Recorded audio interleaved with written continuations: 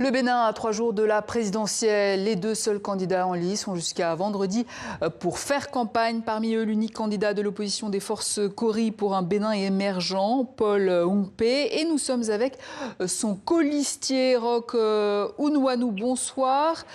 Vous dites que cette élection n'est pas un match amical. Pensez-vous avoir des chances de l'emporter ? Comment une élection peut d'ailleurs être un match amical? Je me le demande. Une élection au poste de président de la République ne saurait être une petite affaire. Et l'opposition en République du Bénin, compte tenu de tout ce qui se passe, nous avons effectivement une chance de prendre le perchoir au soir du 12 avril prochain. Est-ce que vous diriez que vous partez sur un même pied d'égalité avec le candidat du pouvoir, Romuald Wadagni?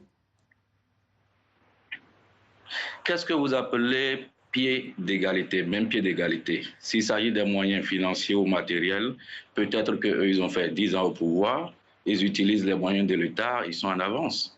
Maintenant, de l'autre côté, nous avons l'adhésion du peuple.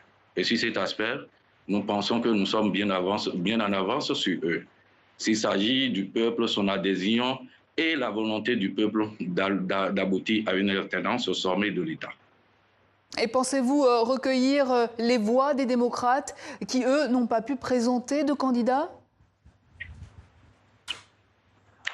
Nous exposons du nord au sud, de l'est à l'est, nous touchons même les rameaux les plus reculés et nous exposons notre vision de gouvernance aux populations. Et partout où nous sommes passés, les populations adhèrent massivement. Il y en a d'ailleurs qui sont dans l'incompréhension de certains faits et qui, après nos exposés, après nos explications, comprennent et adhèrent. Ça veut dire que au-delà même des militants du parti, les démocrates, c'est tous les indécis que nous sommes en train de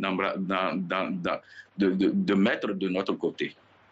Et il y en a aussi qui disent que vous êtes là pour donner un vernis démocratique à cette élection. Que leur répondez-vous? Vous avez dit, il y en a, c'est des rumeurs. Nous ne se basons pas sur des rumeurs. Les rumeurs ne font pas avancer une nation, les rumeurs ne font pas avancer un pays.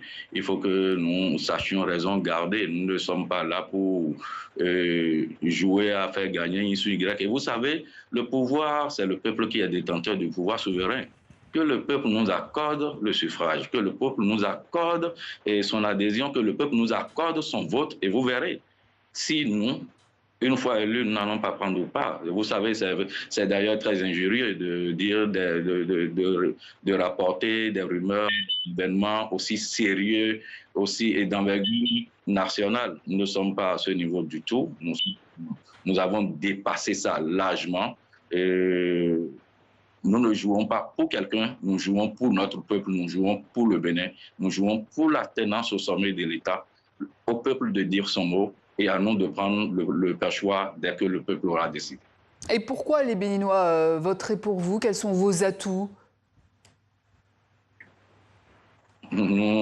D'abord, ce n'est pas nos atouts même, c'est la gouvernance actuelle. Une gouvernance qui a profondément divisé les Béninois. Et une gouvernance qui est beaucoup plus axée sur le matériel et non sur le social. Une gouvernance à double vitesse, une gouvernance qui a emprisonné des fils et filles de ce pays, une gouvernance qui a fait des exilés politiques, et une gouvernance dont on nous parle, une croissance de 7 chiffres qui ne réjaillit pas sur la population. Voilà nos atouts. Nos atouts d'ailleurs, c'est la gouvernance actuelle du pays, la gouvernance en cours dans le pays ces dernières années qui ne répond à rien. Nos atouts, c'est le recul démocratique signé par le gouvernement de la rupture. Et nous proposons de retourner aux fondamentaux de la démocratie béninoise, tels que pensés par nos aînés en 1990. Voilà autant d'atouts que nous avons. Nos atouts, c'est la vérité que nous sommes en train de dire au peuple béninois. Mais le président Talon a quand même développé le pays, ça, on peut lui reconnaître au moins. Le président Patrice Talon a fait ce qu'il peut pour le pays. Quand vous dites développer le pays, ça veut dire déjà que le Bénin est développé. Nous pensons que nous sommes toujours un pays en voie de développement. Et nous devons asseoir un développement durable qui doit inclure tous les fils et filles de ce pays. qui doit se baser sur l'éducation, l'agriculture, la santé et tous les secteurs vitaux.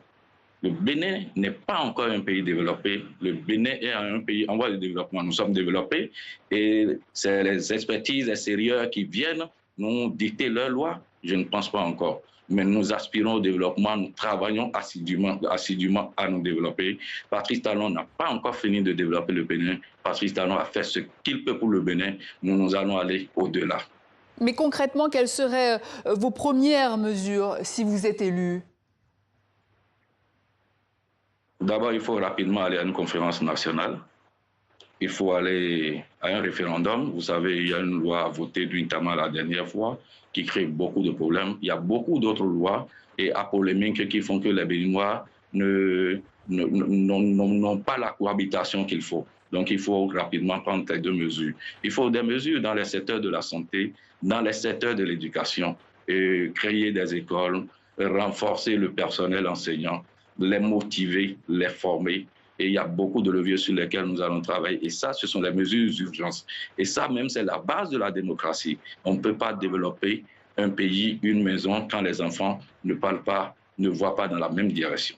Nous devons nous asseoir, nous parler, intégrer toutes les intelligences et travailler à faire ensemble avancer notre pays, à soit un développement durable et que si désormais nous prophétisons, nous avançons un chiffre en ce qui concerne notre croissance économique, que ça puisse rejaillir effectivement, que ça puisse se sentir sur le quotidien de nos concitoyens, de nos compatriotes.